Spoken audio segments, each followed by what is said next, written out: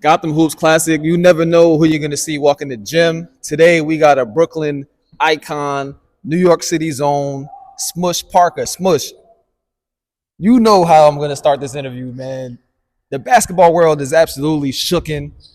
Earthquake landed last night. Everybody was halfway asleep, and we got the news. Yep. We thought it was a hack. We thought Shams got hacked. Luka is now a Laker. How do you feel about this trade? Doesn't make sense. It doesn't make sense. But you know what? Just like you and just like the rest of the world, I'm waiting to see what what's going to come of this. Yeah, absolutely. Yeah, I can honestly say that this is probably one of the most shocking moments from a fan's perspective of the NBA. Luka, have you seen anything this big, like of this magnitude? As a fan or as a player? I mean, no, seeing trade-wise, no, but I mean, it's almost as odd as seeing like Scottie Pippen in a Blazers uniform, or something like that. Yep. Shaq in a Celtics jersey. Yeah. That was crazy. Actually, Shaq in the Celtics in a Boston Celtics. Lakers Celtics. How do you go from the the Los Angeles Lakers to the Boston Celtics? They're rival. But anyway, Doncic in a Lakers jersey. Nah, that's wild. Yeah. See, even you just saying that, my mind is blown because I can't even picture how it looks now. Yeah, exactly. How does that look? How does it look? That's crazy, man. How does it look? LeBron James passing to Luka, or Luka passing to LeBron James, or they both trying to bring the ball up at the same time? How does that work? Yeah. I mean, you know what? I think we're gonna see. Braun always said he wanted to move off the ball. I think we're going to see his attempt. I think he's going to give that trust factor. It might just be for 2 games. I'm going to give you 2 games. We're going to see how this works. And then I'll move off ball because that's what he said he wanted to do. Now the face says it all, man. All right, you know what? Listen.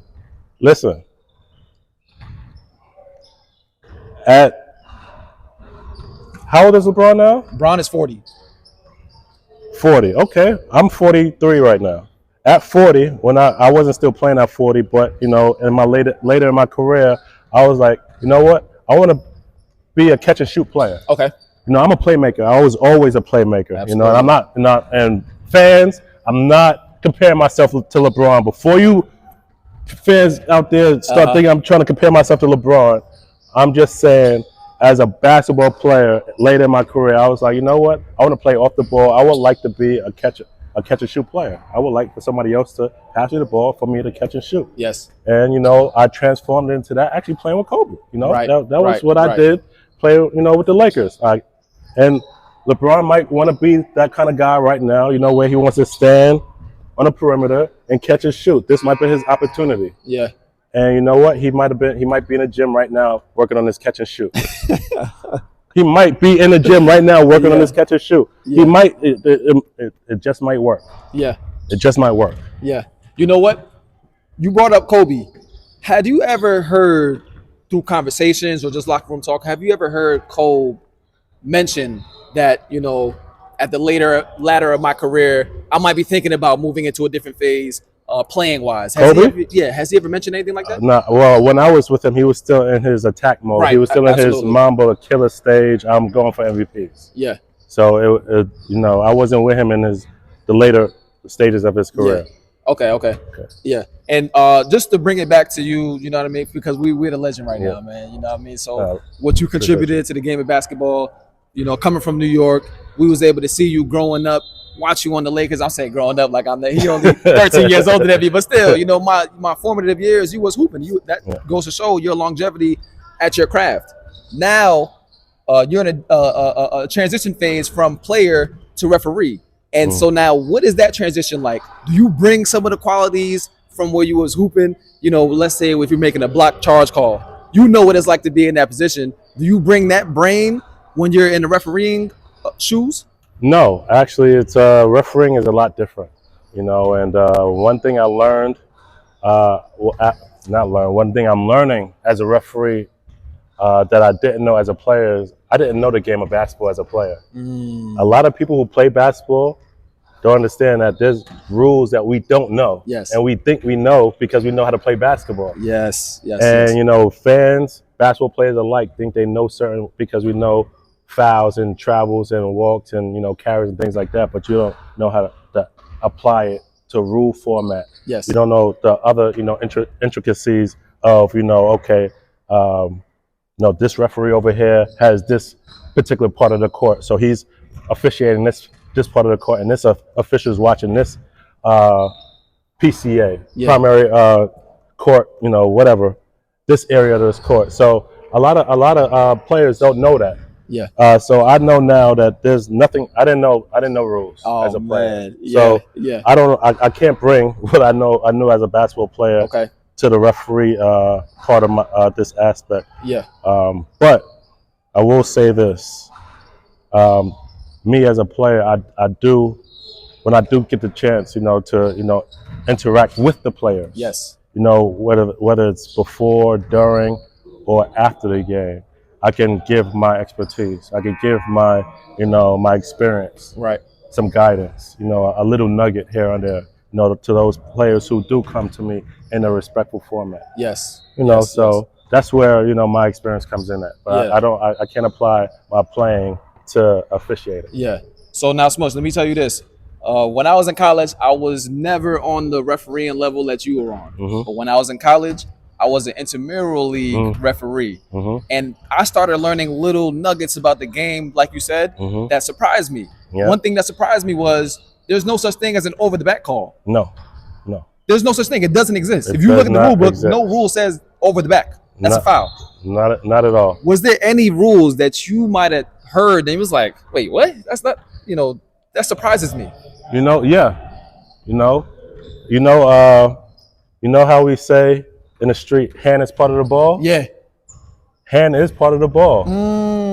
So technically, hand is, so if I'm dribbling the ball and I get hit on the hand, technically that's not a foul. Or if I take a shot and as a defender, I hit you on the hand, that's not a foul. See, that's crazy. Even in this past game, I saw somebody shot and their hand was still part of the ball. You heard the smack. Yeah, it's not a foul. Nobody called it. Wow. So anything from the wrist down is a foul. Anything from the wrist up is a foul. Okay. So so things like that, like hand is part of the ball. We used to say it, but we didn't know it was true or not. Right. It was just a saying. It was just a saying. Yeah. Hand is part of the ball. Damn. You know what? Yeah, that's crazy, man. That's crazy. Yep.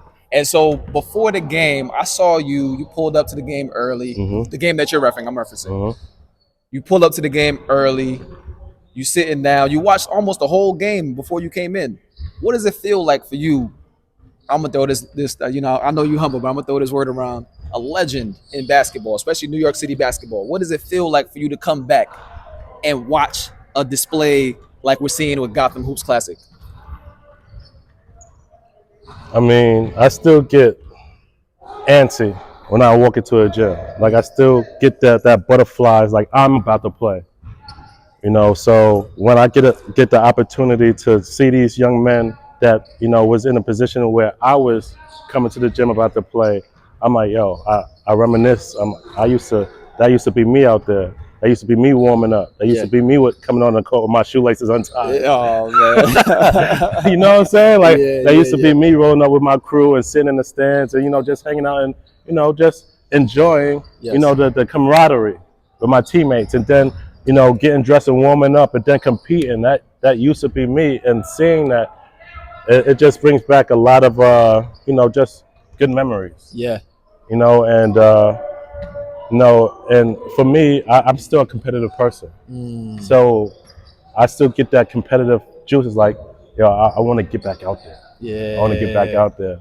But 43, my body's like, don't even think about it. But I want to pass on this information that I have. 100%. So anybody who, comes to me, approaches me, talks to me, or if I see somebody that I might think that can, use some of the knowledge that I have, I'm open with the information that I have. I don't want to die with the information that 100%. that I was given, because somebody passed that knowledge on to me. Yes. And then I acquired some on my own by making it to the levels that I made it to. I played 17 years professionally. I played 6 years in the NBA, 11 years overseas. So all of that knowledge, I don't want to die with. Yeah. So when I come into environments like this, where the competition is high. It is. This ain't no slouch. This ain't no slouch tournament. Yep. This ain't no rinky dink. No knock to the YMCA league. Yep. This ain't no YMCA tournament. You know what I'm saying? Everybody out there is competing. They compete at a high level. Yes. These kids put in the work to get to play and compete, and they practice and they put in working on craft. And if I see that I can share something with somebody that can elevate them to the next level, I give it freely. Yeah. So Smush, you talked about going overseas and you playing 11 years overseas. A lot of these kids, obviously the dream is to make it to the league. Mm-hmm. Not everybody's going to make it to the league. Mm-hmm. Some of them have to go the route going overseas. Mm-hmm. What's one thing coming from you, one thing that shocked you or one thing that you had to overcome in your overseas experience that you kind of learned from and you want to just give that to somebody else because they might learn from it as well? Overseas basketball, I will say it's a lonely journey. It's a wonderful experience. Let me backtrack. It's a wonderful experience to have. You're traveling the world. Basketball is a gateway to opening the world that you might not be accustomed to experiencing here in the United States, or here in New York City, or here in Chicago, or LA, or wherever, Detroit, wherever you're from, the DMV area. Use basketball as a vessel to, open the world. Yeah. But once you're there, it's a wonderful experience because you meet people that you may never have met walking the streets of America. 100%. That culture is different out there. And trust me, that the lifestyle is different than the lifestyle here. It's peaceful. That lifestyle is peaceful. I want to retire overseas. But it's a lonely journey because you go out there, you don't have your family with you. You don't have your friends with you. And that's a journey you do by yourself. You have to, make new friends. You have to make new family members. Right. Quote unquote. You know what I'm saying? Sometimes you might be in a position where, nobody speaks your native tongue. Yeah. You know what I'm saying? You're going to be in these countries where they don't, very little English is spoken. And you got to be okay with being different. Being the minority. I mean, like, we're not the minority. Most of us ain't the minority here, but you're really 100%. You feel it. You feel it a lot more. You know what I'm saying? And that's difficult. That's hard for a lot of people to adjust to. That's why you hear stories about people going overseas and they don't last long. Right. And then they come back home because they can't make that adjustment of being on that journey alone. Right. You gotta be okay with being alone. Yeah. Being away from your crew. Yeah. Let me ask you something, because you just made me think about something.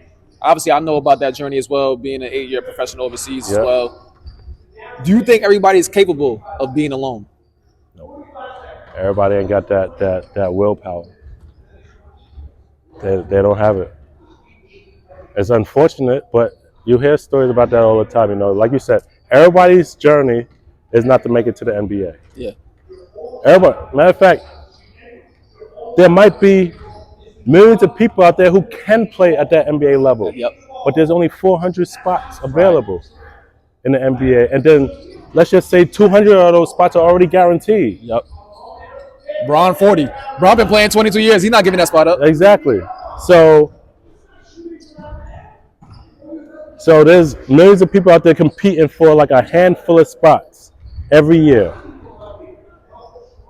So you might be good enough to play in the NBA, but that might not be your destiny. So if you continue along the journey, overseas is your path. Yeah.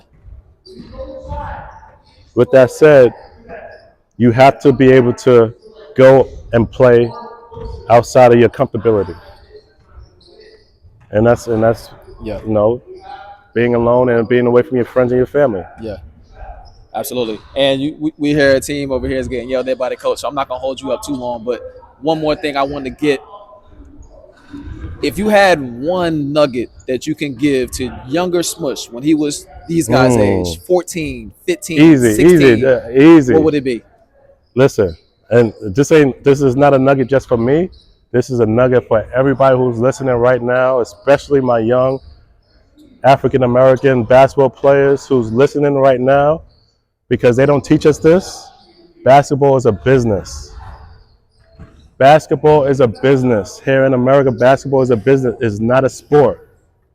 It's not a sport. They lie to us. Basketball is not a sport.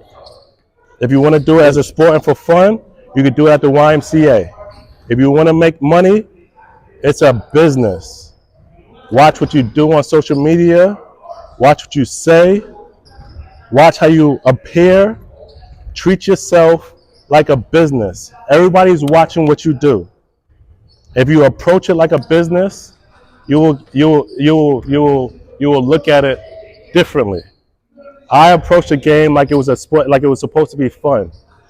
I got to the NBA, and I didn't enjoy the game because they treated it like a business.